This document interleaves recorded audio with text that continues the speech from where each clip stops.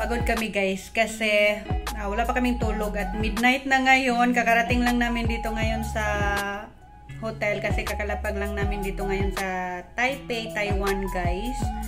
So ayan, pagod kami guys at wala rin kaming hapunan.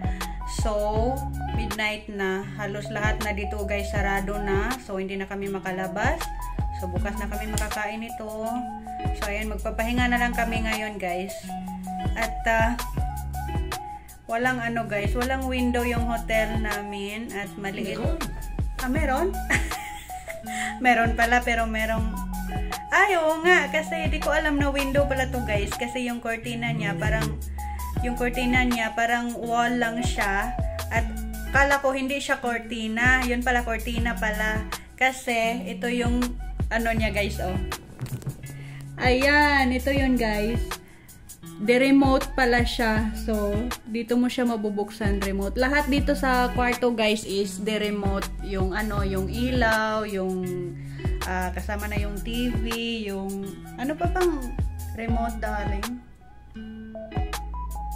Ewan ko, basta lahat dito guys the remote. So itong pala ref, hindi siya the remote. Ayan, so ito lang the iPad pala, hindi pala the remote. My goodness, ito the iPad pala guys. So mabubuksan yung cortina ng bintana is kailangan dito sa iPad. So ayan, pati yung ilaw sa iPad din. At yun lang, no? Pero yung ilaw changeable yung color. At dito pa rin sa iPad mo gagawin yun, change mo into dark, medyo dark ng konti or very light. So ayan, so lucky guys, kasi iniisip namin nung nasa Pinas pa kami, iniisip namin kung anong dito outlet sa yung pag-charge ng cellphone. So lucky kasi pwede pala yung outlet socket natin sa Pilipinas, pareho lang din dito. Ayan, so maliit lang ang kwarto namin guys. First time naming dalawa ng asawa ko dito sa Taiwan guys. So pati siya, hindi pa siya nakapunta dito. So ako mas lalo na ako, first time ko dito ngayon sa Taiwan. So ayan, di namin alam dito guys. At worried kami kasi kukunti lang yung mga signage nila na merong mga English. So lahat nakasulat is Chinese talaga. So kung meron mang English, kukunti lang. So hindi mo talaga maintindihan. Tulad kanina sa airport, paglapag ng aeroplano guys, mag-withdraw sana yung asawa ko. Yung ATM machine,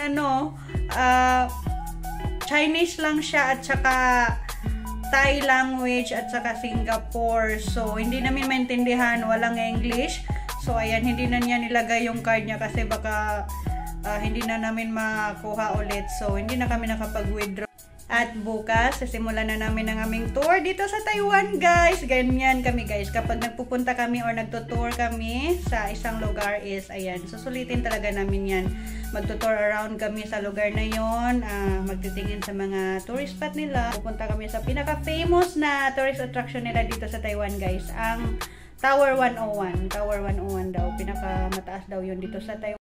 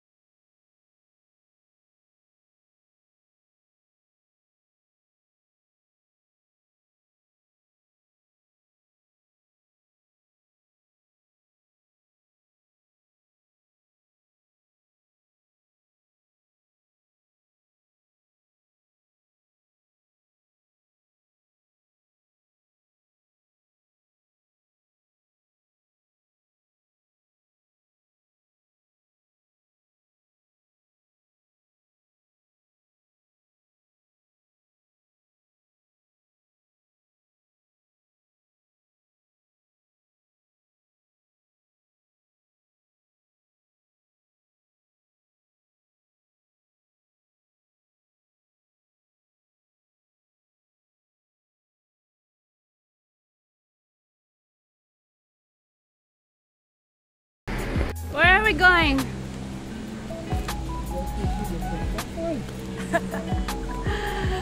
Ang init pa.